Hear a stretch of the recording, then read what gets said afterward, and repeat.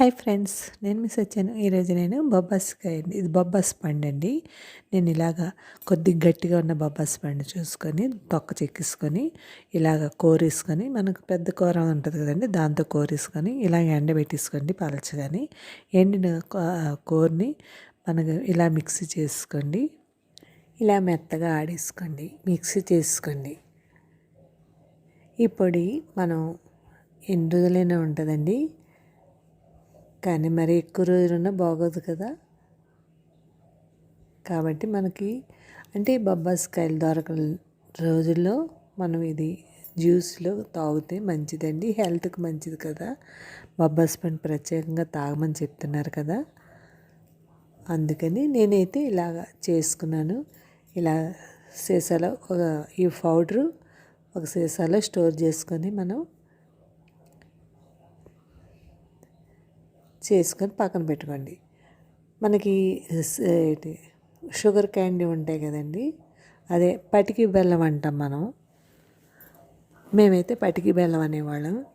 ఇప్పుడు ఇది షుగర్ క్యాండీని ఈ ముక్కలు తీసుకొని మనం బాగా నూరేసుకోండి. మిక్సీ అయితే మిక్సీ, లేకపోతే నూరు కూడా ఏదో చేసుకోండి.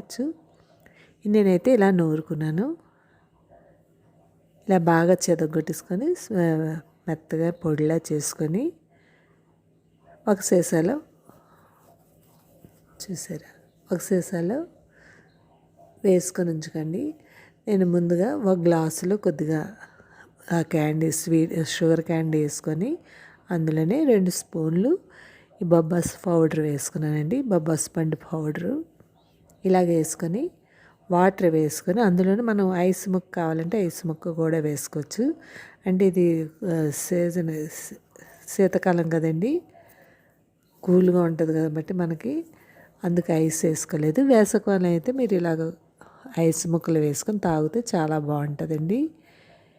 ఎంతో టేస్టీ అయిన బొబ్బాస్ జ్యూస్ రెడీ అయిపోయింది. మీరు ట్రై చేయండి ఇంట్లో. పిల్లలకి రోజు పట్టండి, కళ్ళకి మంచిది అంటారు, కంటికి మంచిది, హెల్త్కి కూడా మంచిది. రోజుకు ఒక గ్లాస్ తాగండి. Thank you. సబ్స్క్రైబ్ చేయండి, లైక్ కొట్టండి, కామెంట్ పెట్టండి. బాయ్. ఇలా పొడి చేసుకొని మనం ఇలాగ రాసుకొని ఉంచుకోండి.